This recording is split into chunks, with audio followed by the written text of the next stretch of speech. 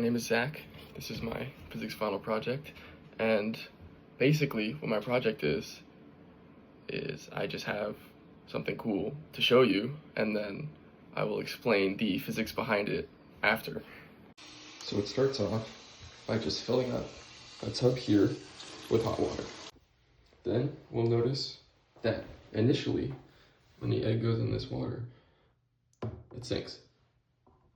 So by adding salt, we will increase the density of the water until this egg is neutrally buoyant, and I'll show you when I reach that point.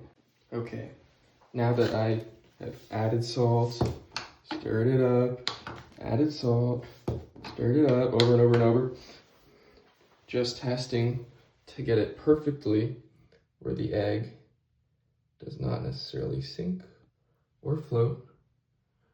It just kind of hovers in the middle. It's a little hard to get on camera, but it is about as close to neutral as I could ask for. So, now that I have done that, what I need to do is put that egg and that salty water into this durable container with no air bubbles at all. And the way I'm going to do that is by completely submerging this in the water there, putting the egg in it, and then sealing it up while it's still underwater. I will show you me putting the egg in it, so you can believe that it's actually there. And then I'll finish it off camera to make sure I can get it well. So here's our egg. In it goes. Here's our cap. On it goes. And then this will be done in a second. All right, now I have this. A stable container, fully waterproof, with an egg and neutrally buoyant water inside. And now I can show you the interesting part. All right, so now I have this. And if I were to just toss it up in the air, you will see the egg should be completely fine. Then maybe we'll try something even harder, like concrete.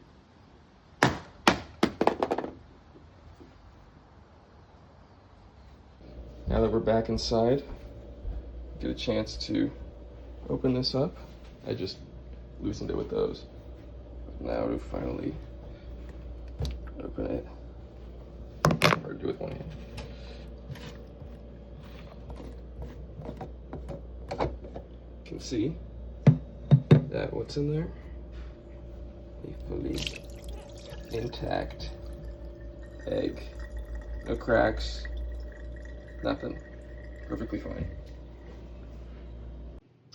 Now, one of the coolest parts about this is if it was enough force, then even though the egg was completely fine,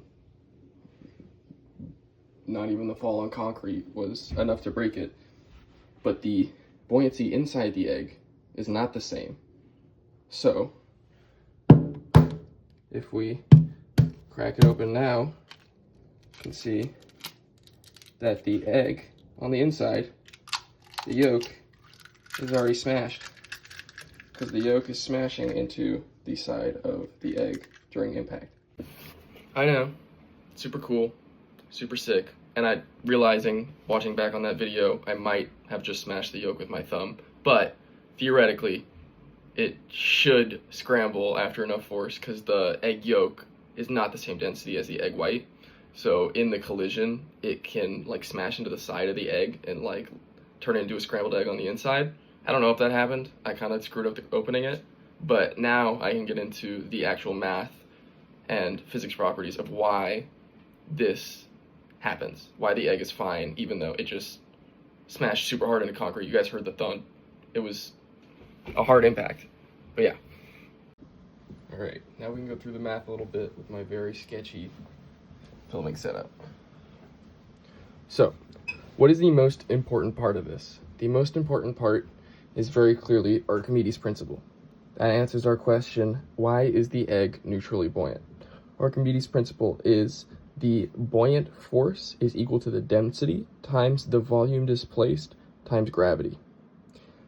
Now, what's most important to us is that the buoyant force is equal to gravity when the density of the liquid and the volume of it displaced cancel out. And I have a little example up here where, say, the density was 1/3 and the volume displaced was 3, so cancel out to equal 1. So then the buoyant force would be equal to gravity. And the more volume an object displaces, the less dense the liquid must be for this to happen. So, other relevant relationships are the gravity would be greater than the buoyant force when the density times the volume displaced is less than 1. So that would mean that the buoyant force is less than 9.8, and it is not stronger than gravity. And that is the case where the egg would be sinking. But instead, when the buoyant force would be greater than gravity, this would be floating, the density times the volume displaced would have to be greater than 1. So it would have to be larger than 9.8, overpowering gravity and lifting the egg up.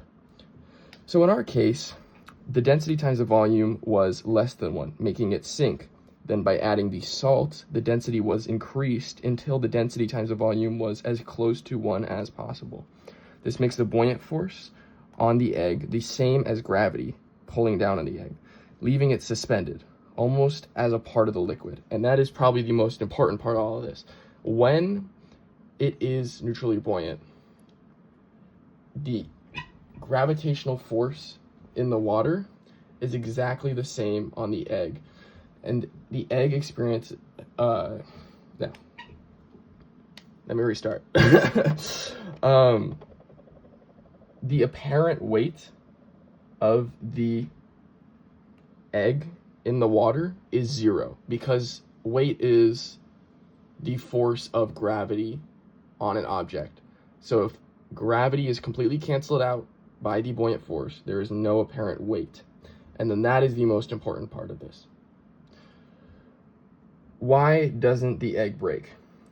In the most basic understanding, the sort of things we've looked into recently in class, it's because it has no apparent weight. But if I were to get a little more into it, so essentially the egg is neutrally buoyant, so it has no apparent weight.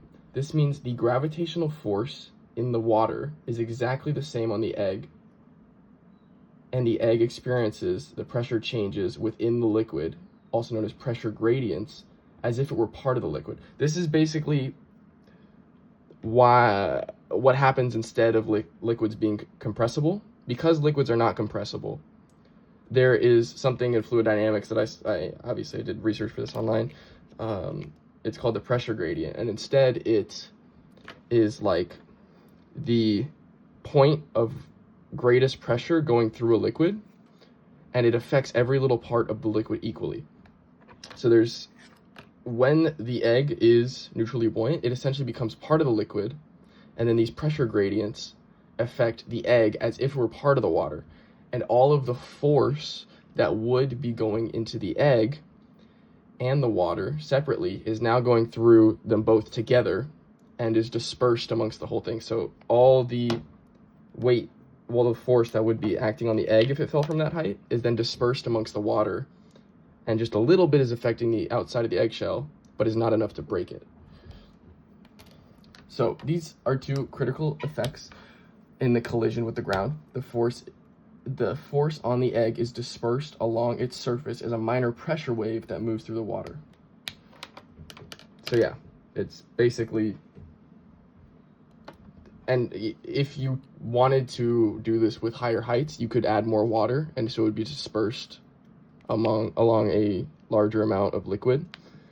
But basically, this is just a really cool, interesting part of the neutral buoyancy, just a cool feature of it that I thought I would share.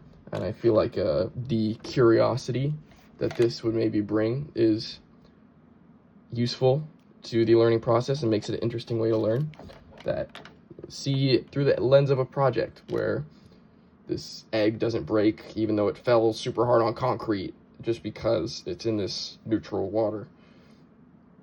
Yeah, thank you. So I know that was a bit of rambling at the end. I appreciate you watching through the whole thing. And basically, that is all.